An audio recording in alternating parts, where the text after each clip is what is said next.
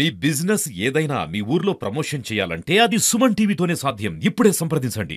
రైతులకు అవగాహన కల్పించేందుకు ఉస్నాబాద్లో రైతు మహోత్సవాన్ని కూడా తెలంగాణ రాష్ట్ర ప్రభుత్వం అయితే ఏర్పాటు చేసింది. ఇప్పటికే ఇక్కడ ఏర్పాట్లన్నీ కూడా పూర్తయిపోయాయి. దాదాపుగా 144 స్టాల్స్ని అయితే ఏర్పాటు చేయడం జరిగింది. ఇక్కడ ప్రైవేటు ప్రభుత్వానికి సంబంధించినటువంటి స్టాల్స్ కూడా ఏర్పాటు చేయడం జరిగింది. రైతు మహోత్సవ కార్యక్రమానికి చాలా మంది అయితే రైతులు హాజరవుతున్నారు. అంటే మీరు ఎక్కడి నుంచి వచ్చారు? ఏ ఊరు మీది? మాది సుందరగిరి గ్రామం, చిగులవాడి మండల్. ఇక్కడ రైతు మహోత్సవం జరుగుతుందంటే చూడడానికి వచ్చినాము. ఈ స్టాల్స్ గిట్ట బాగానే అరేంజ్ చేశారు. ఈ కొత్త కొత్త పరికరాలు కూడా రైతులను చైతన్యపరచడానికి బాగానే ఉపయోగపడతాయి.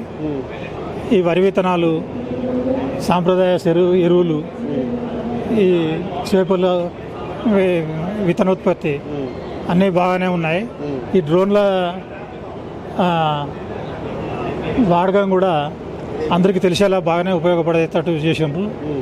దీన్ని రైతులందరూ వినియోగించుకొని మంచి అభివృద్ధి చెందాలని కోరుకుంటున్నాం. అంటే మీ ఎక్స్పీరియన్స్లా, మీరు మీ అనుభవంలా ఇలాంటి కార్యక్రమం మన ఉస్నాబాద్ ప్రాంతంలో చూసారా? మీరు ఉస్నాబాద్ ప్రాంతంలో పెట్టడం ఇదే మొదటిసారి, కానీ ఇలాంటి కొనసాగాలని, రైతులను బాగా చైతన్యపరచాలని కోరుకుంటున్నాను.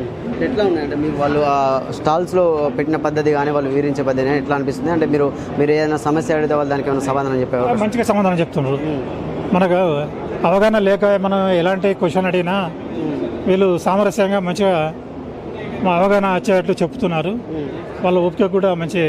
అది ఇంకా రైతులను మోటివేట్ చేయాలని కోరుకుంటున్నాను. అంటే మీరు ఒక రైతుగా ఎన్నో రోజుల నుంచి వ్యవసాయం చేస్తున్నారు కదా, అంటే దీనిపై మీరు అవగాహన దీనిపై ఇక్కడ ఏ స్టాల్ సందర్శించడం జరిగింది? అన్నింటినీ చూసుకుంటూ వస్తున్నాం. చాలా బాగున్నాయి. సో చూడవచ్చు, అంటే అన్ని స్టాల్స్ను కూడా చూసుకుంటూ వస్తున్నాం. వాళ్ళు చెప్పే విధానం కానీ వివరించే పద్ధతి కూడా చాలా బాగుందని కూడా ఇక్కడ రైతు అయితే చెప్తున్న పరిస్థితి. అంటే చెప్పండి బాబు, ఏ ఊరు నుంచి వచ్చారు? ఎట్లా అనిపిస్తుంది రైతు మహోత్సవం? కోయడా నుంచి వచ్చినాం. వ్యవసాయం సంబంధించిన విత్తనాలు కానీ పనిముట్లు కానీ వెరైటీ ఉన్నాయి. కాకపోతే కొంచెం రేట్లు ఎక్కువ ఉన్నాయి. షాపులో పోతే మరి ఏమన్నా తక్కువ ఉంటాయా చూద్దామని.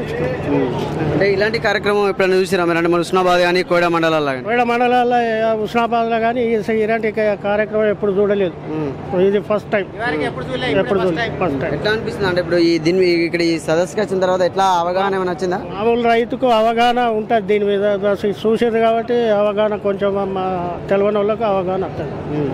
ఇప్పుడు జనాలు ఆయిల్ ఫామ్ దిక్కైతే చాలా మంది అయితే జనాలు ఆసక్తి చూస్తున్నారు. రైతులు కూడా ఆయిల్ ఫామ్ పండించేందుకు కూడా ఆసక్తి చూస్తున్నారు. అంటే ఆయిల్ ఫామ్లో ఎలాంటి మెలకువలు ఉంటే అధిక దిగుబడులను సాధించాలని అంటే ఇప్పుడు ఆయిల్ ఫామ్ సంబంధించినటువంటి అధికారులు అయితే ఉన్నారు. అంటే సార్ చెప్పండి, ఇప్పుడు ఎక్కడ చూసినా కూడా ఆయిల్ ఫామ్ అనేది ట్రెండింగ్ మారిపోయింది. ఇప్పుడు చాలా మంది ఆయిల్ ఫామ్ పండించేందుకు ముందుకు వస్తున్నారు. ఇప్పుడు ఎట్లా ఉంది సార్ రాష్ట్ర వ్యాప్తంగా కానీ జిల్లా వ్యాప్తంగా కానీ ఎట్లా ఉంది?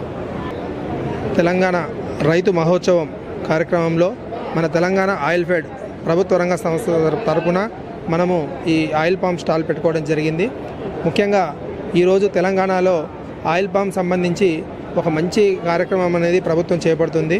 చాలా పెద్ద ఎత్తున రాయితీలు ఇస్తూ ప్రోత్సహిస్తుంది. మన ఆయిల్ పామ్ సాగుకు మనకు ఎకరాకు 4 సంవత్సరాలు కలిపి 50,000 రూపాయల వరకు ప్రభుత్వం రాయితీని అందజేస్తుంది. ఈ పంట ఒకసారి నాటితే 30 సంవత్సరాల వరకు నెలవారీ దిగుబడి ఆదాయాన్ని ఇచ్చే పంట. అద్భుతమైన మార్కెటింగ్ వసతిని మన తెలంగాణ ఆయిల్ ఫెడ్ సంస్థ కల్పిస్తుంది.